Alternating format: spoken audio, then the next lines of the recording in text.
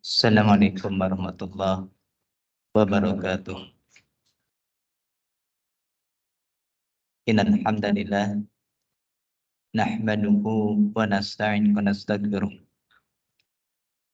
na'udzu billahi min shurri anfusina wa sayyiati a'malina. May yahdihillahu fala mudilla lahu wa may yudlil falan tajida lahu waliyyan mursyida. Asyhadu an la ilaha illallah wahdahu la syarika lah. Asyhadu anna Muhammadan abduhu wa rasuluh alladzi la nabiyya ba'dah. Ya ayyuhalladzina amanu taqullaha haqqa tuqatih wa la tamutunna illa wa antum muslimun.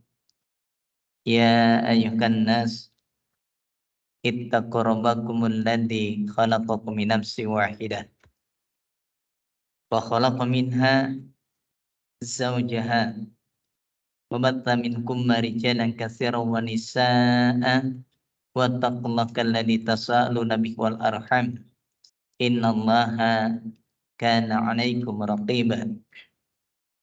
Ya ayyuhalladzina amanu taqullaha wa qulu qawlan sadida yuslih lakum a'malakum wa yaghfir lakum dhunubakum wa may yuti'illah wa rasulahu faqad faza fawzan 'azima. Summa ba'd.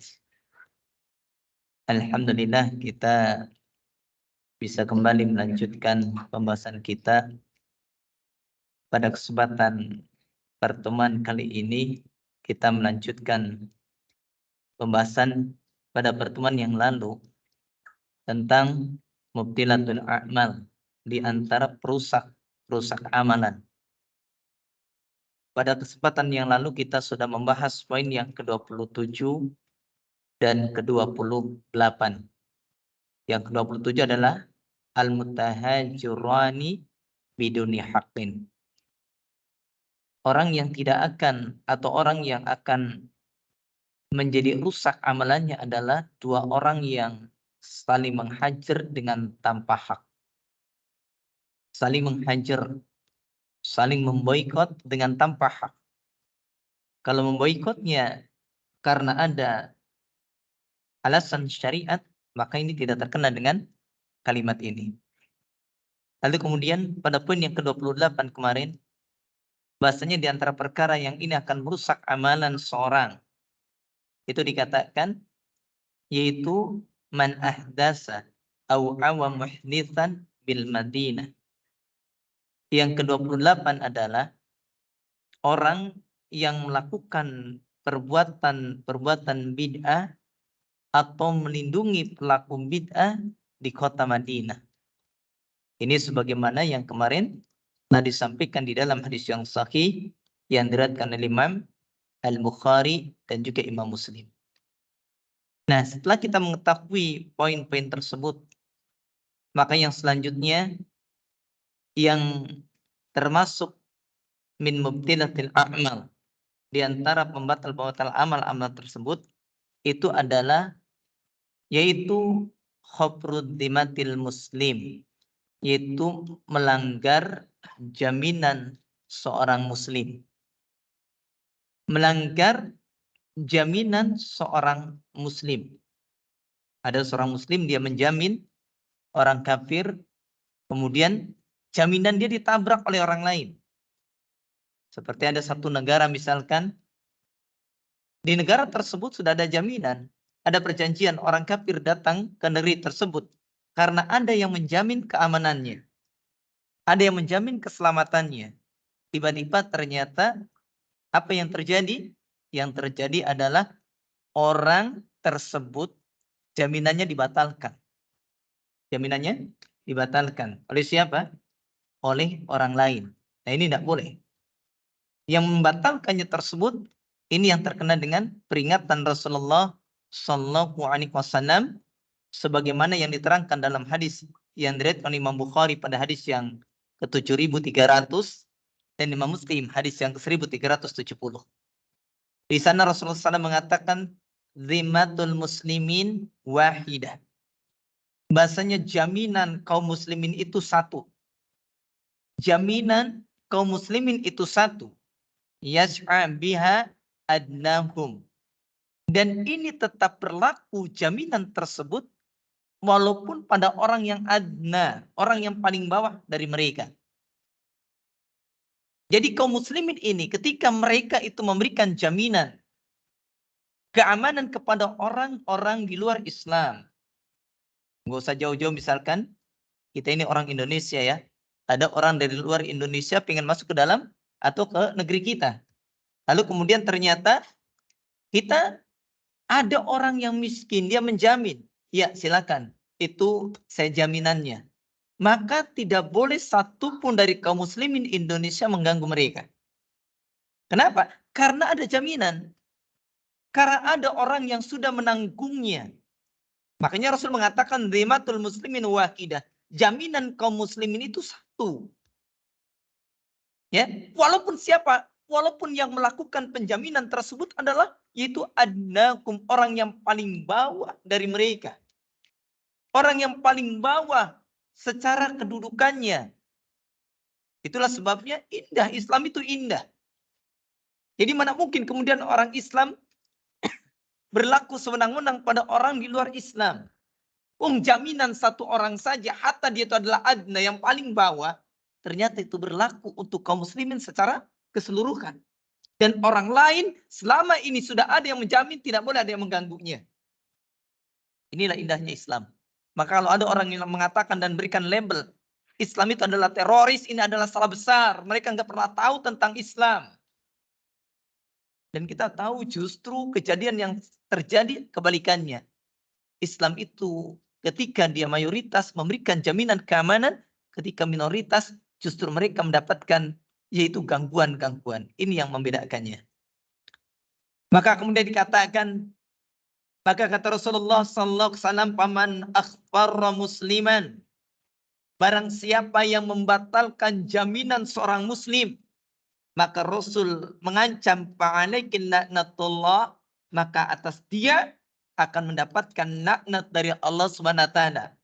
Wal malaikati wan nasi ajma'in, dan juga akan mendapatkan laknat dari para malaikat dan juga manusia seluruhnya. Satu orang memberikan jaminan, maka ini berlaku untuk seluruh kaum muslimin yang lainnya.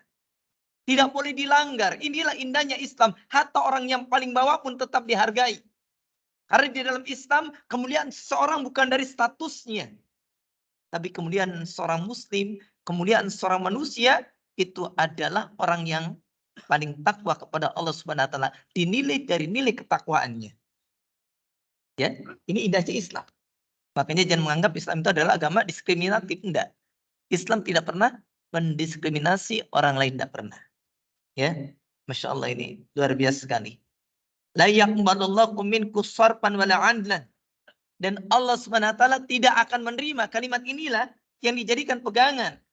Bahasanya Allah tidak akan menerima darinya amalan-amalan yang wajibnya dan amalan-amalan yang sunnahnya. Kenapa? Karena dia telah melanggar jaminan dari kaum muslimin tersebut. Makanya hati-hati, ikhwah. Itulah sebabnya ya, keliru ketika ada orang yang kemudian dia melakukan perbuatan-perbuatan yang melanggar syariat. Mengatasnamakan itu orang kafir kemudian diperangi. Tidak setiap orang kafir diperangi, ikhwah. Kafir yang dia itu mu'ahad, dia mengadakan perjanjian damai dengan kita, tidak boleh diperangi. Kafir dhimmi yang berada di bawah tanggungan kita, yang berada di bawah jaminan kita, nggak boleh diperangi. Adapun yang boleh diperangi adalah kafir harb, yaitu kafir yang memerangi kita. Jadi Islam itu indah. Keindahan Islam tampak bagaimana syariat Islam itu tidak mengajarkan kezaliman, ikhwah. Jangan salah, Islam tidak mengajarkan kezaliman. Itulah sebabnya, maka di antara penjelasannya, anna dimatal muslimin wahidah mutakafi'ah. Sesungguhnya jaminan kaum muslimin itu satu. Berlaku untuk semuanya. Ya, jaminan keamanan. Ingat ini. Ya, saya contohkan tadi, misalkan ada satu negara. Ya, enggak usah jauh-jauh lah. Andekan Jawa Barat negara, Jawa Tengah negara. Nah, orang kafir dari salah satu daerah, dia masuk ke sini. Kemudian ada yang menjamin. Apalagi kalau yang menjaminnya adalah negara. Sudah jelas itu. Andikan hanya satu orang saja. Dan itu adalah min adnakum. Di antara orang yang paling rendah dari mereka misalkan. Itu tetap berlaku ikhwah. Itu tetap berlaku. Dan kita tidak boleh melanggarnya. Hebat kan Islam kan? Ya. Walaupun yang menjaminnya adalah siapa? Yang menjaminnya itu adalah orang yang adna. Orang yang paling rendah. Maka itu berlaku. Dan harus dipertahankan semuanya. Maka di sana sesungguhnya jaminan kaum muslimin itu satu. Dan itu mencukupi. Rijalan wa nisaan. Para laki-laki ataupun perempuan. Ya. Kalau kemudian misalkan ada seorang laki-laki atau seorang perempuan. Ketika zaman dahulu di Madinah juga sama. Ada orang kafir maka datang ke Madinah. Kemudian ada seorang perempuan yang menjaminnya. Maka dia tidak boleh diganggu. Sama sekali tidak boleh diganggu. Ya, itu jaminan. Ya, ahraran wa abidan. Apakah dia orang yang merdeka ataupun dia adalah abid, seorang budak. Kalau dia adalah budak muslim dan dia kemudian menjamin memberikan jaminan. Contohnya dia punya saudara. Saudaranya ini adalah orang kafir kemudian mau berkunjung ke negerinya. Negerinya dalam kondisi perang. Tapi kemudian ternyata dia memberikan jaminan. Orang ini dijamin. Maka dia tidak boleh diganggu. Itulah indahnya Islam. La farqa bainakum, tidak ada perbedaan di antara mereka. Mau orang miskin, orang kaya, laki-laki, perempuan, apakah dia orang yang merdeka ataupun seorang budak muslim, maka tidak ada perbedaan di antara mereka. Faman ajaraku ahadukum wajib 'alal muslimin jami'an an yujiruh. Maka dikatakan barang siapa yang salah satu dari mereka melindunginya, wajib atas kaum muslimin seluruhnya untuk melindungi orang tersebut. Ya ketika ada datang nih delegasi utusan. Kemudian dijamin. Itu saya yang jamin. Maka ketika dia datang. Saya mau datang ke negeri Anda. Dia dijamin oleh satu orang. Maka seluruh kaum muslimin harus melindungi dia. Tidak boleh ada yang mengganggunya. Indahnya Islam. Masya Allah. Masih kurang apa coba. Tapi ternyata orang-orang yang dengki dengan Islam. Mereka tidak akan pernah mau. Ya, mengakui tentang kebaikan Islam. Wa yu'amminuhu. Dan memberikan jaminan keamanan. Melindungi, memberikan jaminan keamanan. Faman ya'tada wa naqadha ahdan ahadakul muslim au amanan a'tahu. Maka barang siapa yang dia itu melanggar dan membatalkan jaminan yang diberikan oleh seorang muslim atau keamanan yang diberikan kepada dia, faqad istahaqqal uqubah bil la'ni, maka dia berhak mendapatkan hukuman dengan laknat. Laknat dari siapa? Dari Allah Subhanahu wa taala, wa adamil qabul, dan tidak diterima amalannya oleh Allah Subhanahu wa taala. Satu orang memberikan jaminan, yang lain harus melindungi.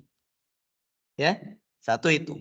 Kalau dibatalkan, maka orang yang membatalkan ini dia telah melanggar perjanjian.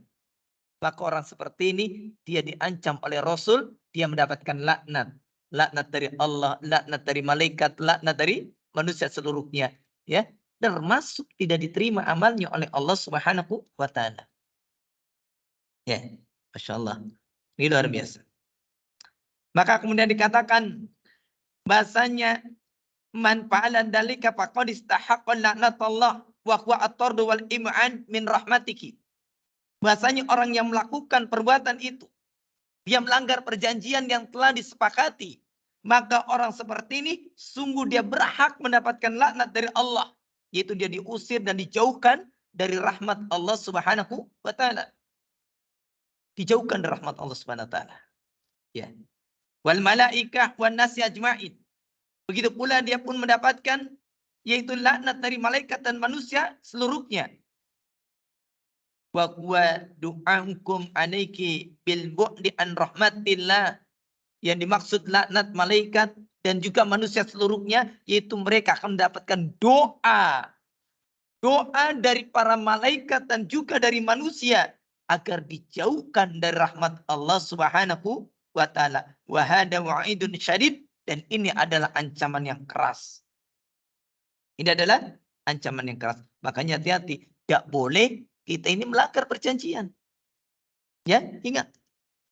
Sesuatu yang sudah ditetapkan, maka penuhi perjanjian tersebut. Jadi Islam itu indah, ikhwah. Kalau kita semakin belajar tentang Islam, kita semakin mendapati banyak sekali faedah yang besar tentang Islam, luar biasa. Kadang kita ini menganggap Islam itu keras, Islam itu radikal, karena mereka tidak pernah tahu Islam itu seperti apa. Mereka hanya mendapatkan berita dari media-media yang menyudutkan Islam. Orang kalau datang ke negeri Islam aman, ikhwah. Kalau orang hidup di bawah naungan Islam aman. Islam itu indah. Tapi kerusakan yang terjadi itu hanyalah dilakukan oleh orang-orang yang tidak bertanggung jawab. Islam indah, ikhwah. Islam itu luar biasa baiknya. Makanya pantas kalau Islam adalah rahmatan lil alamin. Tapi tentu dengan aturan-aturan yang jelas. Ya, jadi seperti itu. Nah, itu adalah poin yang ke-29. Lalu kemudian poin yang terakhir, dan poin ini ya ada menganggap sebagai ya, perusak amalan, juga ada sebagai bentuk adanya apa?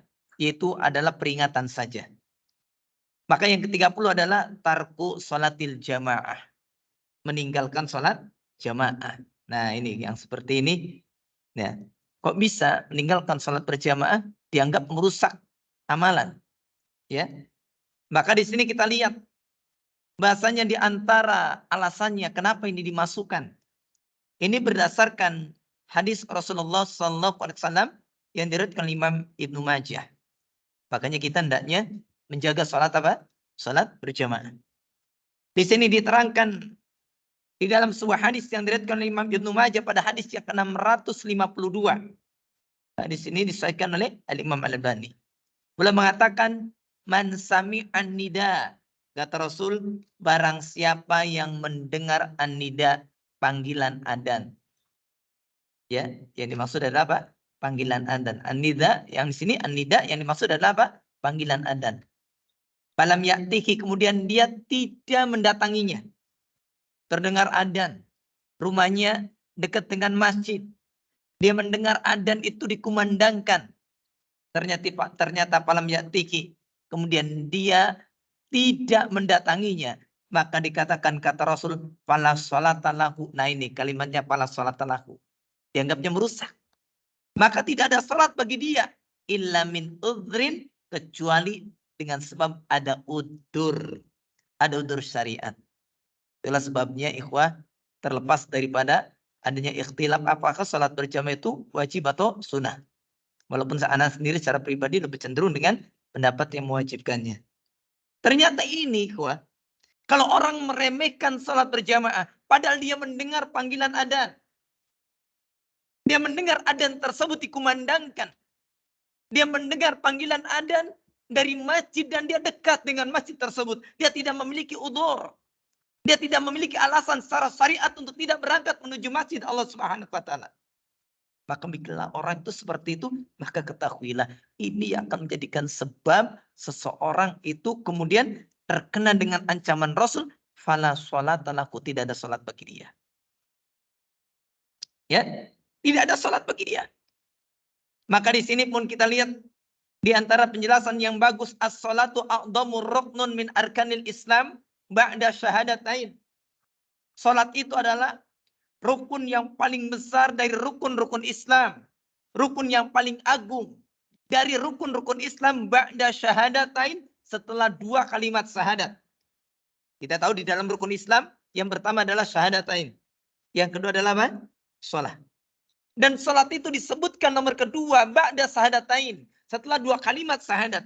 Ini menunjukkan tentang apa? Wallaha ahamiyatun kabira fi syar'i. Dan salat itu memiliki apa? Masya Allah. Ternyata penting di dalam urusan syariat. Di dalam pandangan syariat ini memiliki kepentingan yang besar. Sangat dipentingkan. Besarnya luar biasa. Salat itu penting, ikhwah. Jadi hati-hati. Jangan orang kemudian menganggap, salat itu diremehkan. Jangan, ikhwah. Tidak boleh. Lalu kemudian dikatakan, waqad bayyana nabiyyu sallallahu alaihi wasallam fadlaha wa thawabah al-muhafadhah 'alaiha. Maka dikatakan sungguh Rasul itu Nabi Allah Muhammad SAW itu telah menjelaskan tentang fadlah, tentang keutamaan salat. Wasawabal muhafadhah alaika, dan juga besarnya pahala orang yang senantiasa menjaga salat. Banyak penjelasan yang disampaikan oleh Rasul, hadis yang banyak. Bahkan ketika menjelaskan tentang satu kitab, kalau tidak salah judulnya adalah yaitu apa ya? Ya, Syarqu Durusil Muhimmah. Ya, itu di sana diterangkan sampai ada beberapa poin tentang keutamaan, tentang fadhailus shalah, tentang keutamaan salat. Panjang ikhwah.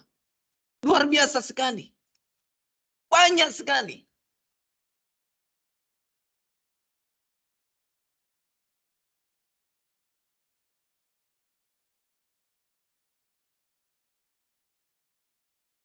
Nah, kita lihat di sini. Bagaimana ternyata di sana disampaikan pula kama bayyana khatara tahawun fi sya'niha. Sebagaimana Rasul pun telah menjelaskan tentang bahayanya meremehkan kedudukan salat. Karena menganggap remeh salat itu. Ini bahaya. Kalau orang sudah mulai meremehkan kedudukan salat, ini bahaya. Jangan pernah menganggap remeh tentang salat. Ya, hati-hati itu. Wa fi hadal hadis yukhbiru Abdullah bin Abbas radhiyallahu anhuma. Maka di dalam hadis ini bahasanya sahabat Abdullah bin Abbas mengkabarkan anna Nabiya sallallahu alaihi wasallam, sesungguhnya Nabi sallallahu alaihi wasallam kalau beliau bersabda, man sami'an nida, barang siapa yang mendengar an-nida, ai al-adana lis-shalah wal i'lam bidukhuli waqtiha, yaitu barang siapa yang mendengar panggilan, yang dimaksud adalah yaitu al-adzan, panggilan adzan lis-shalah untuk salat, wal i'lam bidukhuli waqtiha, dan pengumuman tentang masuknya waktu salat. Adzan itu panggilan untuk salat. Adzan itu adalah panggilan untuk salat. Itu pemberitahuan tentang masuknya waktu salat. Waktu salatnya sudah masuk. Maka orang seperti ini kemudian setelah itu falam ya'tihi, kemudian dia tidak mendatanginya. Falam yadhhab lis-shalah fil jamaah. Dia tidak pergi untuk menunaikan salat berjamaah ma'adami wujudi udrin syar'i. Padahal tidak ada udur secara syariat. Dengar adzan, dia tidak berangkat ke masjid, dia tidak berangkat sholat berjamaah. Padahal tidak ada alasan, tidak ada udur syar'i, ikhwah. Ya, maka yang seperti ini kata Rasul, fala sholata laku illa min udrin, maka bagi dia tidak ada sholat ya kecuali dengan sebab ada udur syar'i, barulah dia kemudian dibolehkan. Kalau tidak ada udur syar'i, maka dia wajib mendatangi tempat sholat tersebut. Maka lalu apa maksud dari udur syar'i tersebut? Wal udhru syar'i wa al-mani min ad-dhahabi lis-shalah.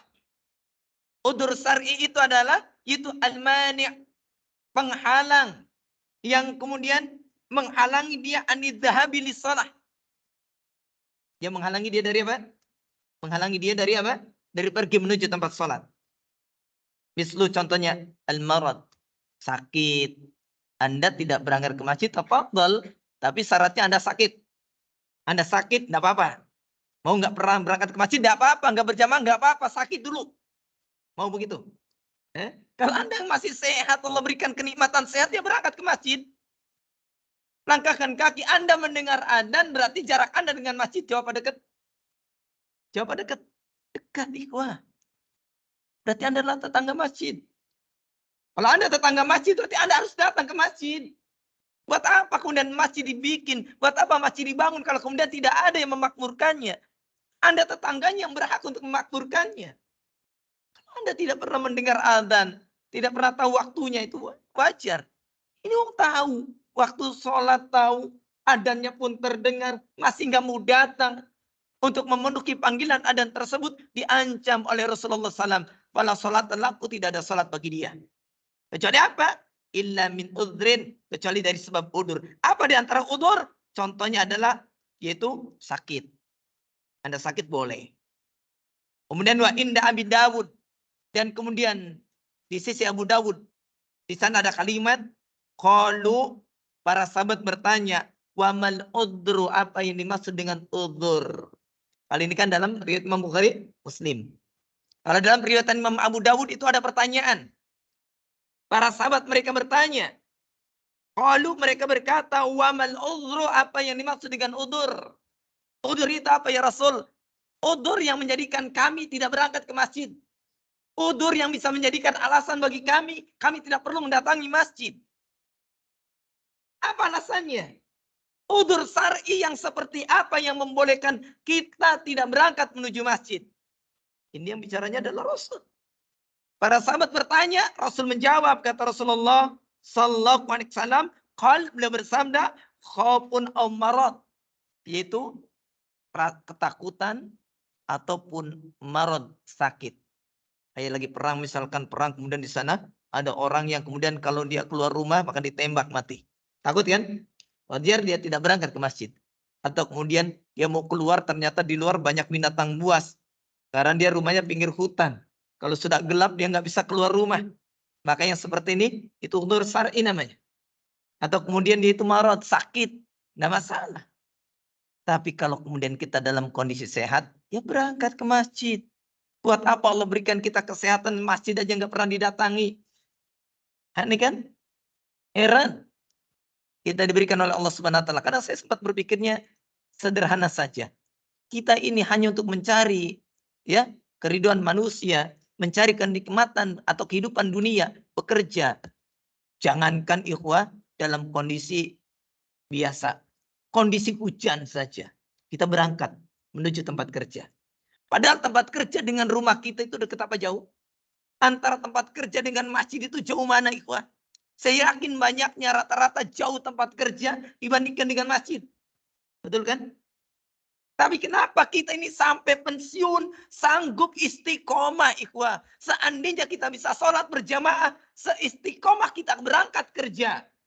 Kita nggak berangkat kerja gara-gara sakit. Kita tidak berangkat kerja karena ada udhur syar'i, kita safar, kita berangkat menuju rumah orang tua.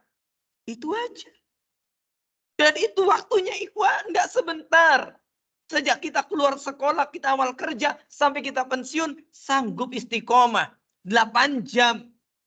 Dan itu tidak pernah mengenal hujan ataupun panas. Tapi coba kalau kita lagi ke masjid, gerimis sedikit aja, langsung mundur ikhwan. Wah, gerimis.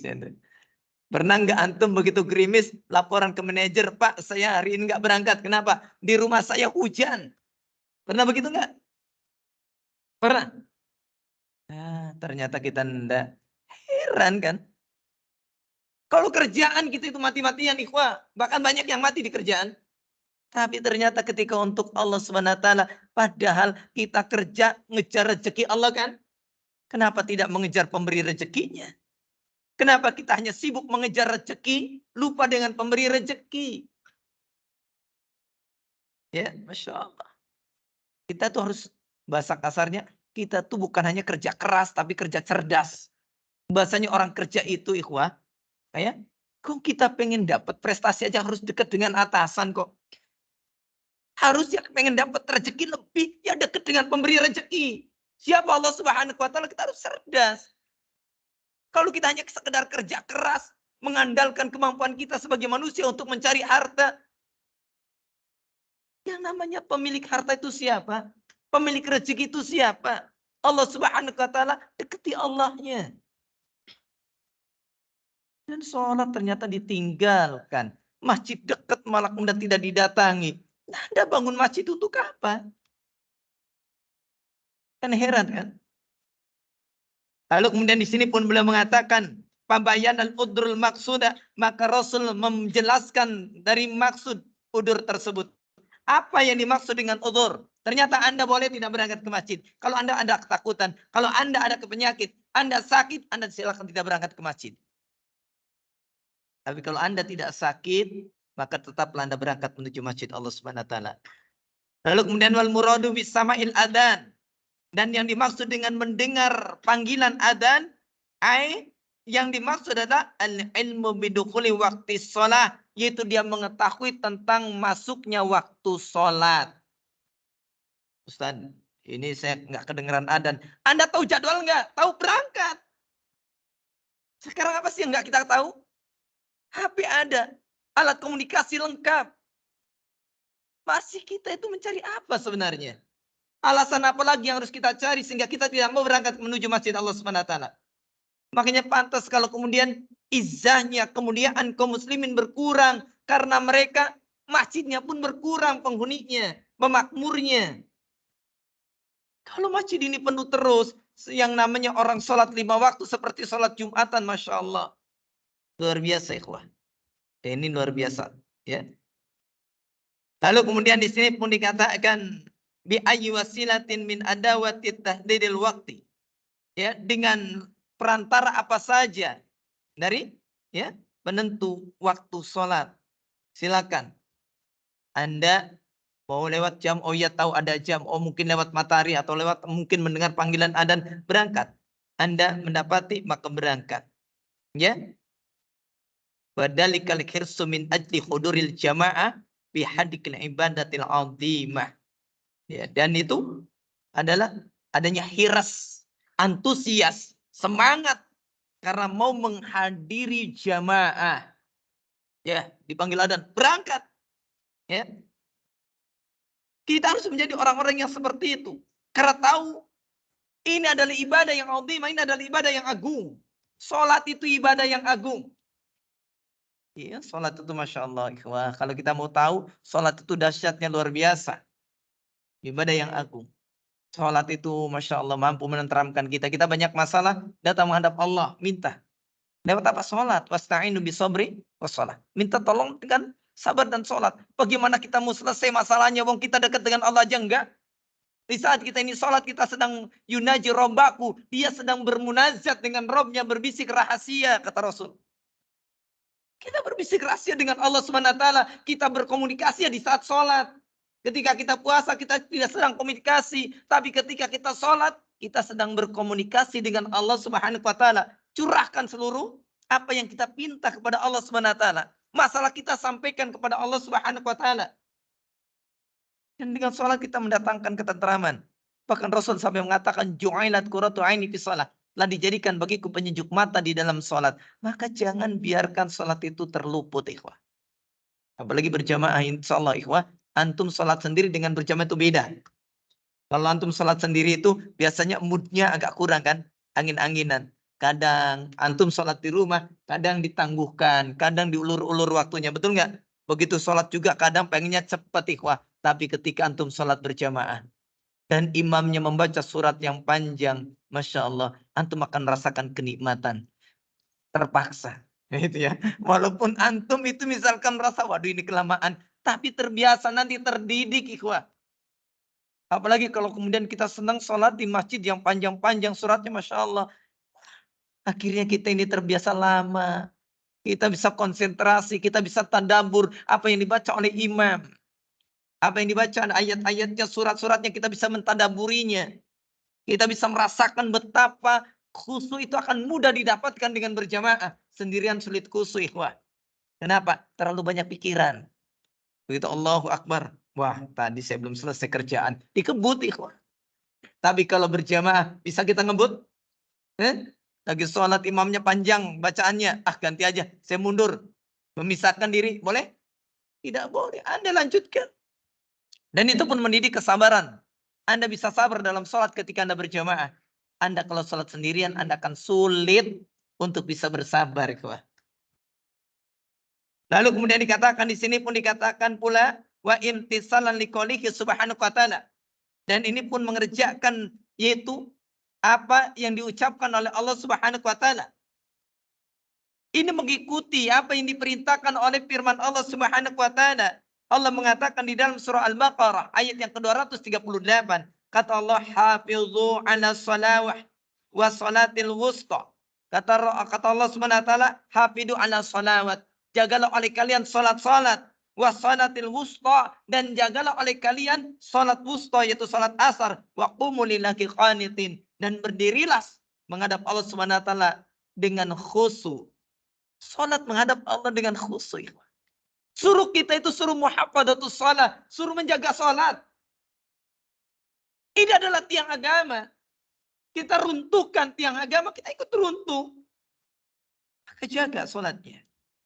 Lalu kemudian beliau pun mengatakan pula bahasanya wa qoulihi azza wa jalla, dan juga ini berdasarkan firman Allah Subhanahu wa taala di dalam surah Al-Baqarah ayatnya 43. Allah mengatakan wa aqimus shalah wa atuz zakah warka'u ma'ar raqi'in.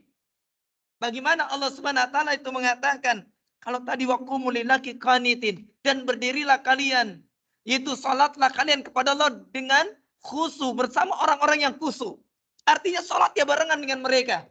Tidak sendirian, bersama dengan mereka. Menjaganya pun bersama dengan mereka. Lalu kemudian disampaikan di dalam surah Al-Baqarah 43, Allah menggunakan kalimat bahasanya wa aqimus shalah, dan tegakkan oleh kalian salat. Kemudian dikatakan wa atuz zakah, dan tunaikan oleh kalian zakat. Warka'u ma'ar raqi'in, dan rukulah kalian bersama dengan orang-orang yang ruku. Di sana ma'ar raqi'in, bersama orang-orang yang ruku, ikhwah. Anda salat ya bersama mereka, jamaah namanya. Tidak sendirian berangkat menuju masjid. Jadi muslim itu biasakan menghidupi masjid. Biasakan memakmurkan masjid. Salat bersama dengan mereka. Jangan sendirian aja di rumah. Ustaz, saya tidak maulah. Kalau saya ke masjid takut ria.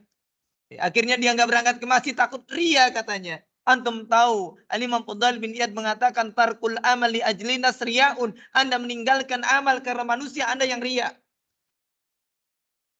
Salat berjamaah itu adalah syiarul Islam. Itu syiar Islam. Jangan bilang ria, wong syiar ria. Pak mau berangkat mana? Berangkat haji. Waduh, saya mah berangkatnya sendirian aja lah. Nanti yang lain sudah selesai hajian, saya berangkat sendiri. Wah, ini namanya aneh. Wong syiarnya haji ya barengan, ikhwah. Kan begitu ya? Ada orang yang saking kemudian menjaga biar tidak menjadi ria. Hajinya nanti, yaitu yang lain sudah selesai bulan Dzulhijjah, kita baru berangkat bulan Muharram. Begitu. Bukan haji, namanya umroh, ikhwah. Nah, ini kesalahan kita seperti itu. Lalu kemudian di sini pun dikatakan wa qaulin Nabi sallallahu alaihi wasallam kama fi Musnad Ahmad, dan juga ucapan Nabi sallallahu alaihi wasallam, sabda Nabi di dalam kitab Musnad Imam Ahmad. Rasul mengatakan man hafadhu ala shalah kanat lakun nuran wa burhanan wa nazatan yaumil qiyamah.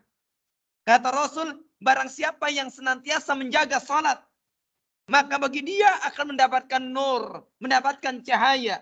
Dia mendapatkan burhan, mendapatkan hujah, bukti di hadapan Allah nanti. Kalau ditanya nanti, kita akan banyak temannya. Yang menjadi saksi kita nanti di akhirat adalah sahabat kita yang berjamaah. Banyak orang-orang yang akan menjadikan saksi buat kita. Dan itu memberatkan amal ibadah kita. Wa nazatan yaumil qiyamah, dan menjadi najah. Yang namanya sholat itu akan menyelamatkan kita pada hari kiamat nanti. Kita tahu, sholat menjadi nur. Ketika kita datang di akhirat nanti, sebelum kita menuju sirat, gelap, ikhwah. Kita butuh cahaya untuk menerangi jalan kita. Karena kita tahu jembatan yang dibentangkan di atas punggung neraka jahanam. Neraka jahanam itu apinya berwarna hitam, gelap. Sedangkan siratnya itu dikatakan bahasanya ada kuminas sa'ar. Dia itu lebih lembut dibandingkan dengan rambut. Sudah amat kecil siratnya, nerakanya apinya berwarna hitam, gelap. Kita butuh cahaya. Kalau yang nggak punya cahaya langsung nyemplung ke dalam neraka tersebut. Salat itu akan menjadi nur, menjadi cahaya pada hari kiamat nanti. Kemudian dikatakan kata Rasul, wa man lam yuhaffid 'alaiha.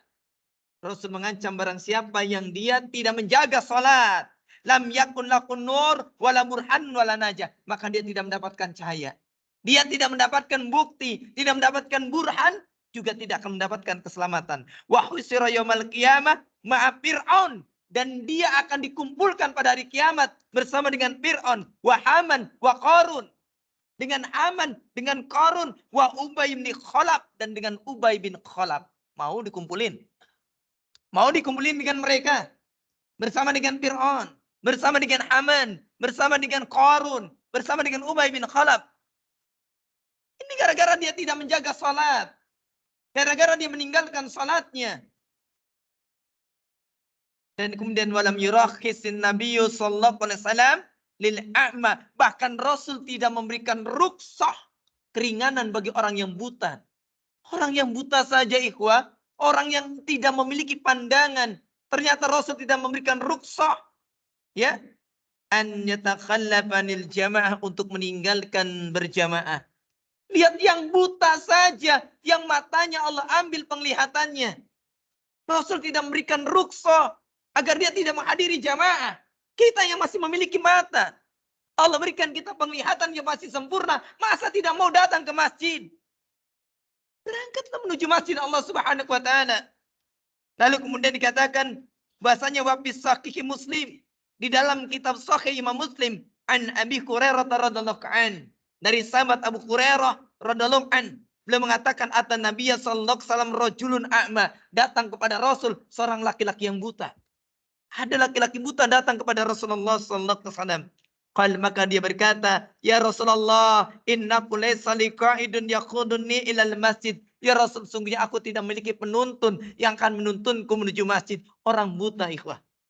Tidak ada yang bisa membimbingnya, tidak ada yang bisa menuntunnya. Masya Allah. Dan apa kata Rasul? Maka Rasul SAW, ya, pasal Rasulullah SAW an yurakhis salahu. Maka dia meminta kepada Rasul memberikan rukhsah, memberikan keringanan. Dia minta keringanan karena buta. Dan bukan hanya buta, tidak ada yang menuntunnya menuju masjid. Orang buta, ikhwah, datang kepada Rasul minta rukhsah. Berarti kalau begitu hukum asal, kalau dia tidak buta, minta rukhsah tidak? Tidak, berpantang bagi para sahabat untuk minta rukhsah, padahal kan dia mampu untuk menunaikannya. Kita minta rukhsah terus. Buta aja enggak rukhsah, tiap hari rukhsah. Rukhsah, Ustaz. Rukhsah Pak Imam. Kenapa enggak ke masjid? Rukhsah terus. Ini diberikan oleh Allah Subhanahu wa taala, matanya hilang penglihatannya. Ya, insyaallah. Lalu kemudian setelah itu apa? Fa yusalli bi baitiki, maka dia minta diberikan rukhsah. Kemudian dia pun salat di rumahnya. Barakasalaku, maka Rasul kemudian memberikan rukhsah. Dikasih rukhsah. Tapi pada mawala tatkala dia itu berpaling mau pergi nih. Tadi ya sudahlah, kalau nggak ada yang nganter, nggak ada yang bisa nuntun ke masjid, ya apa-apa, sholat di rumah. Akhirnya ketika orang tadi, orang laki-laki yang buta tersebut berpaling, dia tidak pulang. Apa yang terjadi? Aku Rasul memanggilnya. Kata Rasul, hal tasma'un nida lis salat? Apakah kamu mendengar panggilan untuk sholat? Lalu kemudian dia mengatakan na'am. Maka Rasul kemudian ganti, fa'ajib, maka penuhi panggilan adzan tersebut. Gak jadi dikasih rukhsahnya. Itu orang yang buta. Buta matanya. Nah kalau sekarang orang gak buta matanya, gak mau sholat ke masjid, berarti yang buta apanya? Hatinya dia. Kenapa tidak terbuka? Untuk apa kita bangun masjid kalau kemudian tidak dimakmurkan dengan ibadah di dalam masjid tersebut? Insyaallah. Ya, itu yang disampaikan di dalam pesan ini. Lalu kemudian selanjutnya, ini belum bisa kan ya? Belum. Kita lanjutkan. Timbul pertanyaan setelah mendengar bel, sudah habis berarti waktunya. Nanti akan kita lanjutkan pada pertemuan yang akan datang insyaallah. Ya. Mudah-mudahan Allah Subhanahu wa taala memberikan kita kemudahan untuk bisa melanjutkan kajian-kajian kita, dan semoga Allah Subhanahu wa taala senantiasa menjadikan kita orang-orang yang berantusias, semangat untuk menunaikan ibadah-ibadah yang Allah bebankan kepada kita, dan semoga Allah Subhanahu wa taala membantu kita untuk bisa melaksanakan ibadah tersebut dengan sebaik-baiknya. Begitu saja yang bisa Anda sampaikan. Benar datangnya dari Allah, salah itu kesalahan Anda sebagai manusia biasa. Semoga Allah Subhanahu wa taala mengampuni segala dosa dan kesalahan Anda dan kita semuanya. Syukran, jazakumullah khairan, wallahu a'lam bishawab. Subhanakallahumma bihamdika asyhadu an la ilaha illa anta astaghfiruka wa atubu ilaik. Akhiru da'wana alhamdulillahi rabbil alamin. Assalamualaikum warahmatullahi wabarakatuh.